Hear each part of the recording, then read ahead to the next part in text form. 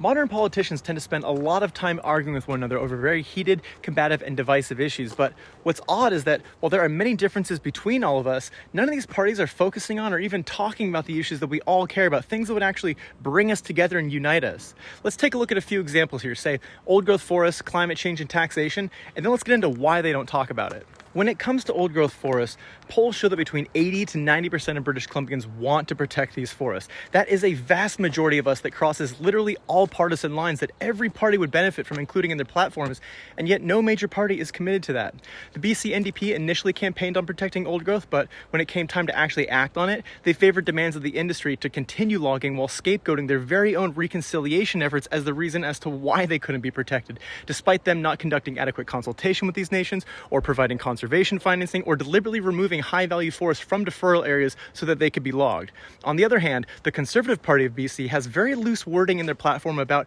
not creating any more new protections while including loopholes that allow for logging in those protected areas through the guise of fire resilience and ecosystem management. And historically, Conservative governments in Canada have always focused on allowing more resource extraction far above the ecological sustainable levels in ways that create fewer opportunities and more problems for generations beyond their short 4-year election focus. Could it be that these parties have deep ties to the logging industry, receiving funding, personal handouts, and working in cahoots with them to serve their myopic best interests instead of what the people of BC actually want and demand? In a similar vein, new polling shows that 76% of people in BC feel that climate change is a very important issue and something that needs to be addressed seriously. Again, nonpartisan issue, crosses party lines, with that 76% of people wanting to either reduce LNG development or at least limit it to its current operations. While the BC Conservative platform has points addressing mitigating the impact of climate change, they have absolutely nothing that helps stop it at its root causes, with a planned dramatic increase of fossil fuel development and exploitation, in addition to rampant climate change denial. Similarly, the BC NDP plans on expanding LNG around 150% over the next few decades,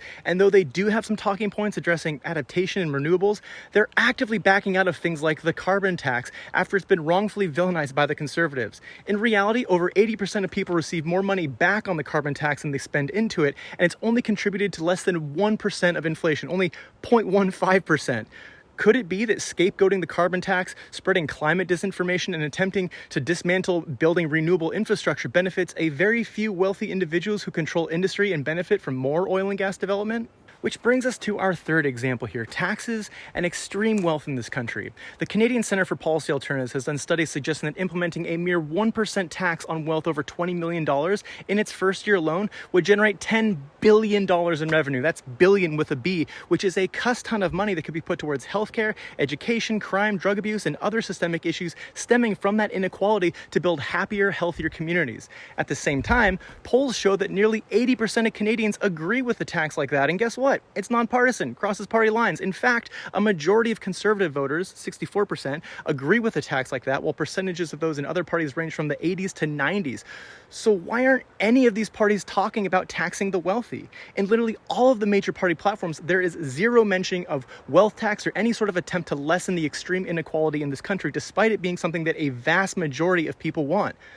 Why do you think that is, do you suppose? Could it be that the wealthy elite who drive market forces and influence decision-making, fund and support politicians, or even the politicians themselves made wealthy through their own policy-making don't want to be held accountable or responsible for the predation on the working class that they encourage and participate in? Tying it all together, could those same wealthy elite who work to prevent any changes in the tax structure to avoid having to pay their fair share, despite it actually creating a better society for everyone, also be the same oil and gas executives pushing to remove the carbon tax and develop more fossil fuel infrastructure while stalling any real progress or transition towards renewables? Could they maybe be the same people invested in the deeply embedded colonial logging industry in the province that destroys ecosystems to extract resources while hoarding profits to shareholders and CEOs instead of supporting the health of the communities and the lands they extract from? I mean, if either the BC NDP or Conservative parties actually cared about serving the true wants and needs of the people, they would stop with the divisive nitpicking and bickering of fabricated distractionary issues and at least make an effort to include any of this in their platforms.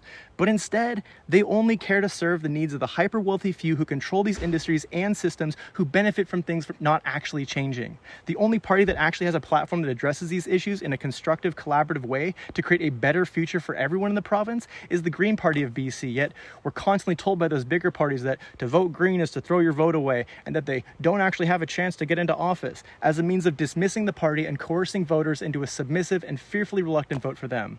I'll let you take a stab as to why that may be.